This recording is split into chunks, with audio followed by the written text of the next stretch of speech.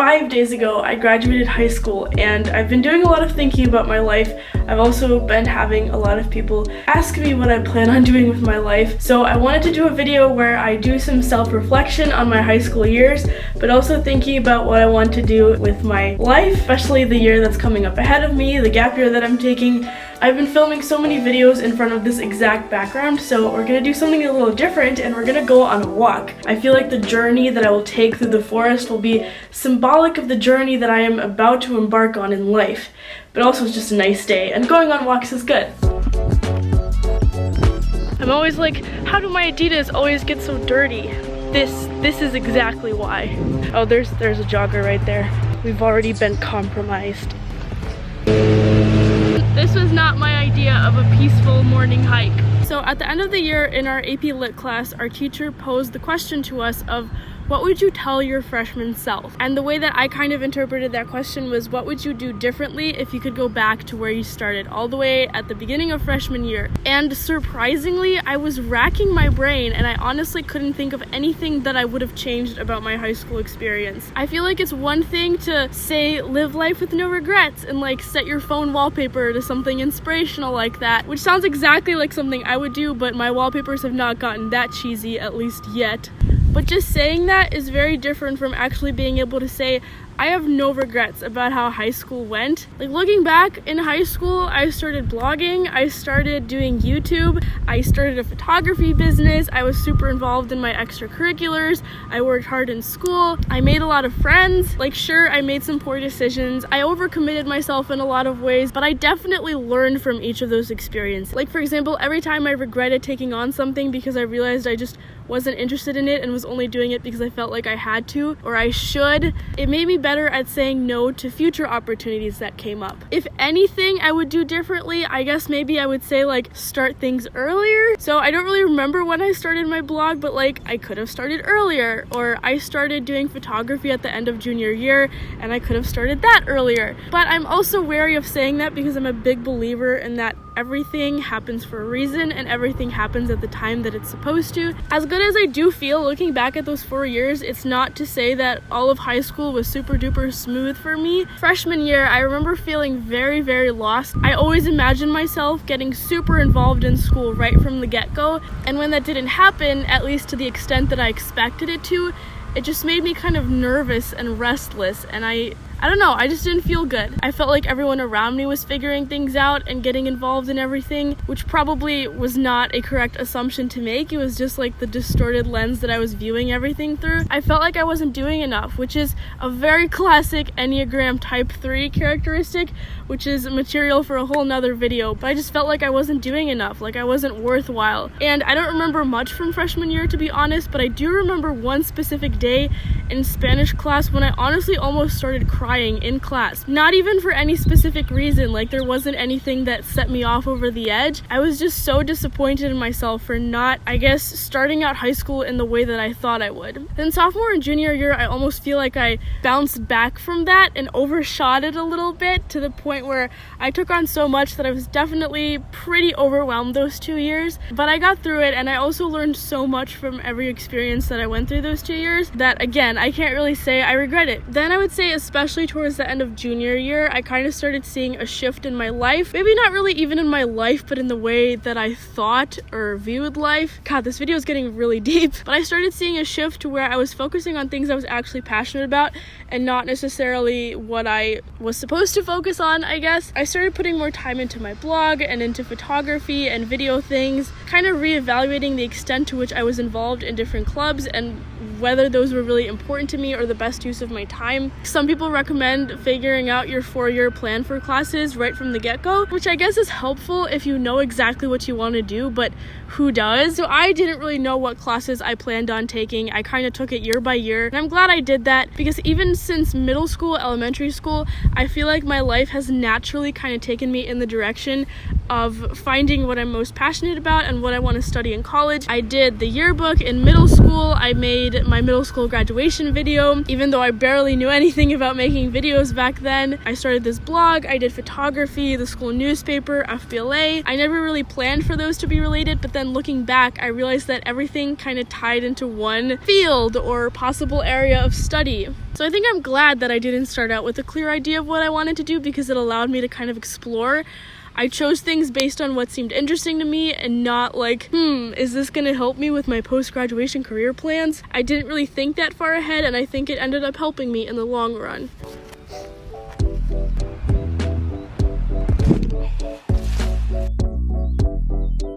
So my plans for after high school. This is a question I obviously get a lot, just as any high school senior does. And it's a question I've hated because, first of all, I didn't have a super clear answer of what I was actually going to do on my gap year besides travel. And I guess I was worried about people thinking that I was just delaying life, or I don't know, not wanting to put in the work of going to college and just taking the easy way out. But I think I actually have a pretty decent answer now. So June is almost over, but mainly what I've been doing is working on the senior video, doing photography, blogging. I feel like basically the same things that I would do during the school year, just spending more time on them. In a few days, I'm leaving because I'm going to Texas. The main reason that I'm going to Texas is because I am participating in the FBLA National Conference. So FBLA stands for Future Business Leaders of America, and it's this competition thing that I've done since sophomore year. This year, I'm doing the graphic design event, and I really want to win because last year I got second. That's the main reason I'm going down there, but I'm also leaving a couple of days early and leaving a couple of days late because my family's never been to Texas, so we decided to spend a little more time there.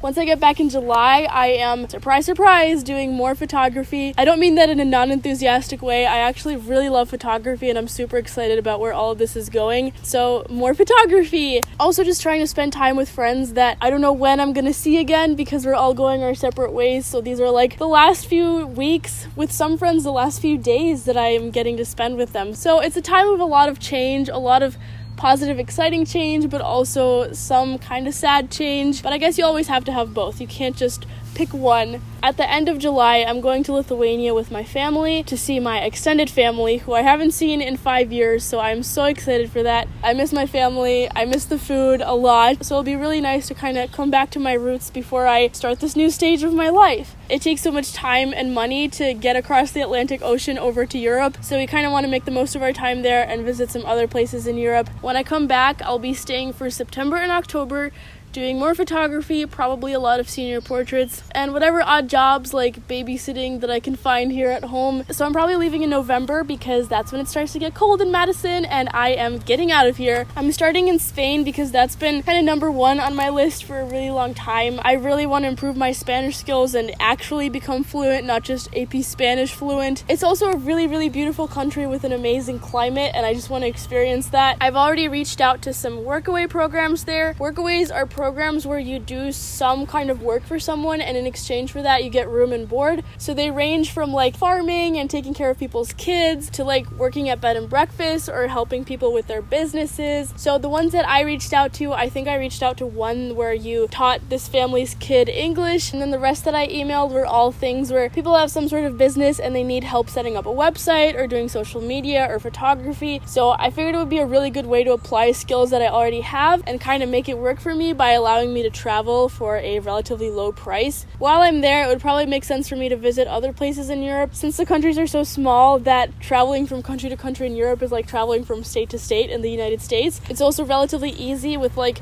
the train system that they have there, and having a Lithuanian passport, just getting into countries should not be a problem for me. Probably at the beginning of 2020, I am planning on heading over to Asia, where I want to visit for sure Thailand, Malaysia, Japan, and South Korea. But I'm also considering the Philippines and China. But who knows? Part of me wants to visit every single place, but I also have to remember that this is not the last trip I'll ever go on in my life, and I can go back to these places. I also don't want to rush things. I want to spend a good amount of time in each place and actually like get to know the places that I'm visiting rather than hopping from country to country. So yeah, in the rest of these places, again, I would be doing workaways, probably taking some breaks in between because I don't want to be working for 8 or so solid months. So staying in hostels hostels for the times that I do take breaks. I do have some family and friends around the world that I could possibly stay with. I am trying not to have too much planned out because I just have no idea how this experience will go. I've never done anything like this, and so I don't want to have it all planned out in advance because I think I'll kind of figure things out along the way. I'll figure out what kind of workaways I like to do, what regions of the world I might want to spend more time in, or places I want to spend less time in and get out of. I'll probably be booking some of the more major travel, like from home to Europe and then from Europe to Asia in advance because it's cheaper if you book in advance, but everything else will probably happen as I go. I'll book some of the first workaway programs in Spain just to make sure I kind of have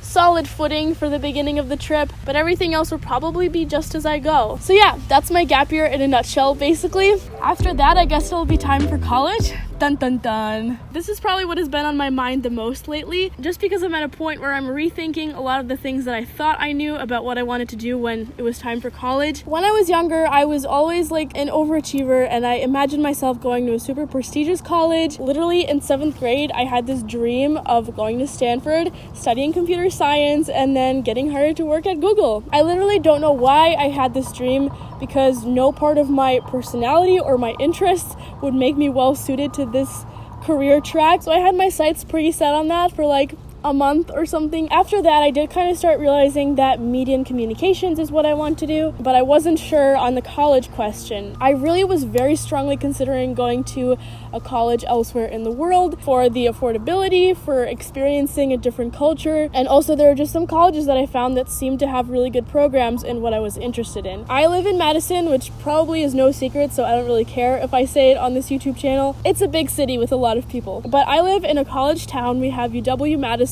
which is not an Ivy League, but a really nice college.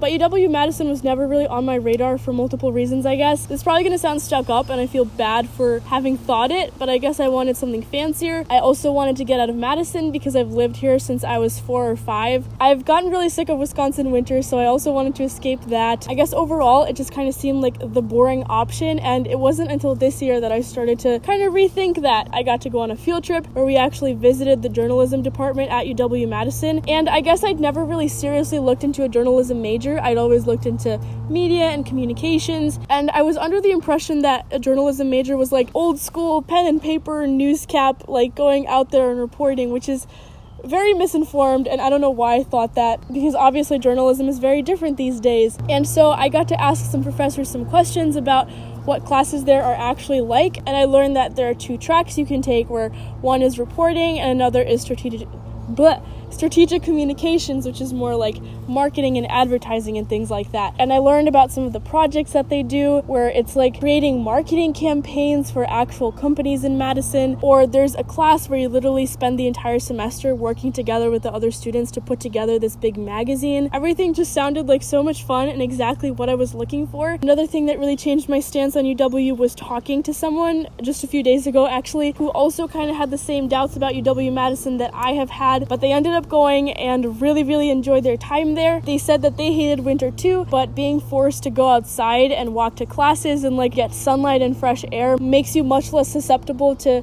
kind of the mood decrease that a lot of people experience during the winter time. She also had a lot of good things to say about the journalism program, like it being one of the oldest journalism programs in the country and still one of the best programs for it. UW-Madison also has a lot of really good programs for study abroad, which I think would like satisfy my desire to experience new cultures. So rather than picking one country and attending college for 3 or 4 years there, I could go to college here but then study abroad as much as I possibly could. I've also come to realize how much I actually love Madison. What I thought I was sick of is really like the suburbs of Madison, the outskirts where I live. It's obviously not as interesting as downtown, but since I got my license and I was able to actually regularly drive downtown and spend time there, I realized what an amazing city I live in, and I genuinely really do love it. I guess also my stance on kind of being close to family has changed as well. Just like a lot of people, the idea of going somewhere far away from family was kind of appealing, and I feel bad for saying it, but I feel like it's just the teenage experience to want to go out on your own. But I think I'll get enough of that going on my gap year alone, and then being in college and being close to family I think will be really helpful. And there's a difference between like living at home with your family and living like a 20-minute drive away from them. And then there's the affordability, like getting in-state tuition and obviously applying for scholarships. I think UW-Madison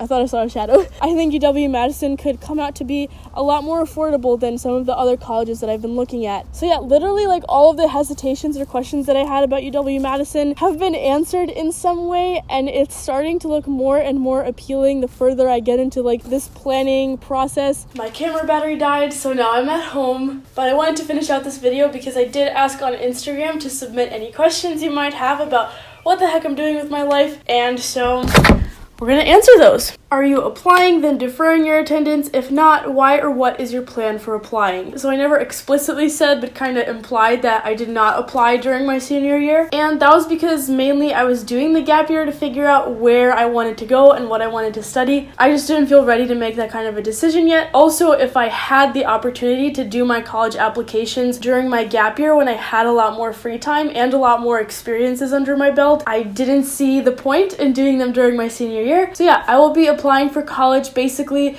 at the same time that the class of 2020 is applying. What countries are you planning to travel to? Star emoji. Not entirely sure about that yet, but my really want to visit list is Spain, Thailand, Japan, and South Korea. And then I have more countries that are kind of on my would like to visit list: Poland, Hungary, Austria, Germany, France, China, Malaysia, and Indonesia. Wow, you're making a whole video on what I asked you. If only I would have known.